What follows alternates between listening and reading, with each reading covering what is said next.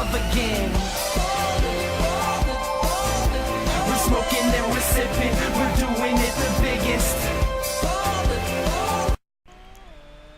Hello guys, Mackey, and today I've got a slightly different video. It's Need for Speed Shift, and I am on the Nordschliefe, or the Nürburgring, the full Nürburgring, and I'm trying to beat the 7-minute time. I think my best at the moment is 7 minutes point 7, which is really annoying.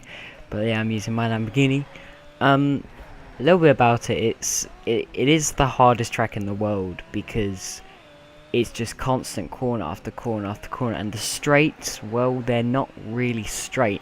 The barriers alongside of it are straight, yet the road kind of like snakes its way, even though they could have easily built it straight. But it is ridiculous, and I'm not surprised that they stopped Formula 1 from going there. But it is 12 miles long, or 20 kilometers, so it is quite a long track, and you have to be fully concentrated. So yeah, but that's not what I'm going to talk about this video. What I'm actually about to talk about is racism, because racism is, for some reason, I still think it is around in our world, even though the world has changed in the last 50 years.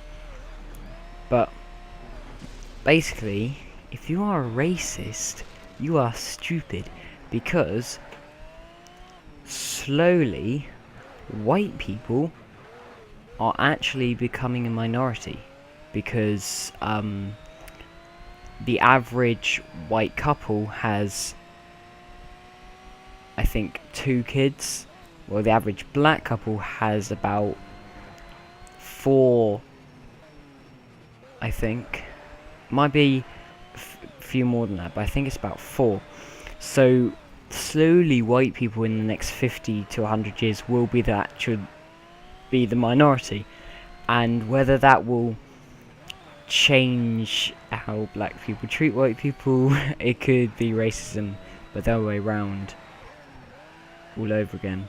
So in short, it's stupid, and me personally, I don't care where you come from.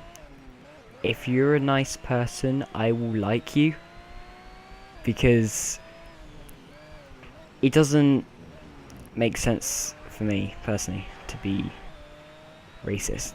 But the perception on black people has changed a lot in the last 50 years, especially since people like Martin Luther King and Mandela. I think they were around in like the 60s maybe, or the 70s, and how did they know that only 50 years later there was going to be a black president of the USA? Because there was the oh my god, what's it called, the apartheid or something like that, after the I can't remember what the woman's name was. I should have found out, but she was a black woman, was on the bus, and I think it was a white woman, asked her to give up her seat purely because she was white, which is ridiculous.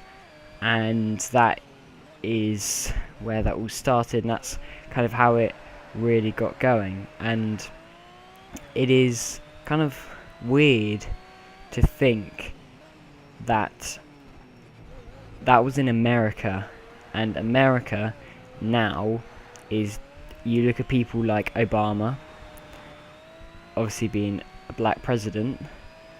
I'm pretty sure he's the first black president. Yeah, he was. And then there's also Oprah, who is a powerful woman, and she's obviously black. So there's obviously been a completely different social change in America, which is really interesting, considering about how America started. Because America started as a very racist country, because the first Europeans that went over they obviously didn't like the Native Americans.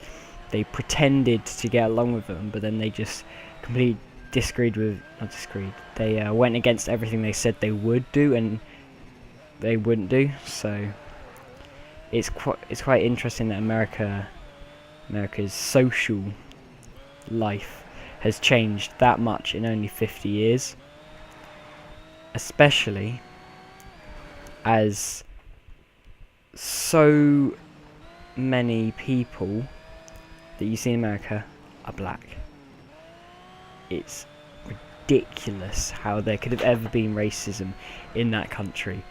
But anyway, that happened, and that's in the past, and hopefully when white people eventually become the minority in about 50 years time, hopefully it doesn't swing the other way, because now that we've accepted them as not being a minority, because they're not, hopefully that shouldn't affect how whites treated, because there's basically a clash, and one thing could be is just that the white people saw them as being maybe stronger, so they used the slave trade against them, maybe. I don't know.